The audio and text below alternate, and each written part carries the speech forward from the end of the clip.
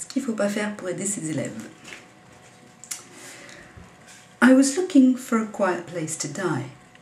Someone recommended Brooklyn, and so the next morning I travelled down there from Westchester to scope out the terrain. I hadn't been back in 56 years and I remembered nothing.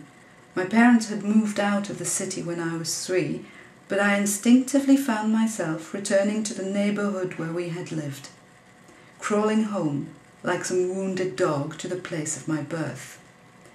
A local real estate agent ushered me around to 6 or 7 brownstone flats, and by the end of the afternoon I had rented a 2-bedroom garden apartment on 1st Street, just half a block away from Prospect Park.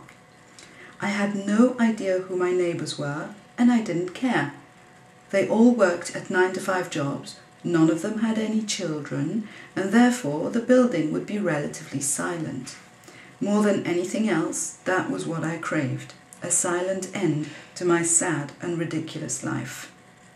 The house in Bronxville was already under contract, and once the closing took place at the end of the month, money wasn't going to be a problem.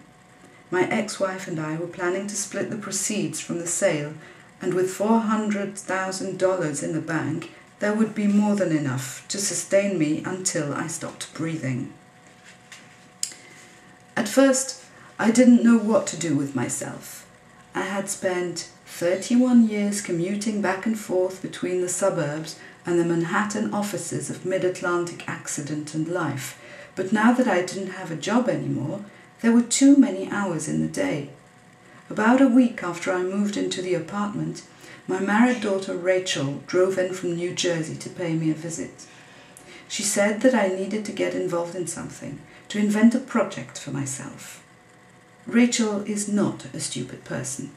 She has a doctorate in biochemistry from the University of Chicago and works as a researcher for a large drug company outside Princeton. But much like her mother before her, it's a rare day when she speaks in anything but platitudes.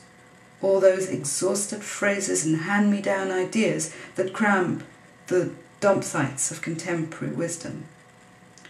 I explained that I was probably going to be dead before the year was out, and I didn't give a flying fuck about projects. For a moment, it looked as if Rachel was about to cry, but she blinked back the tears and called me a cruel and selfish person instead.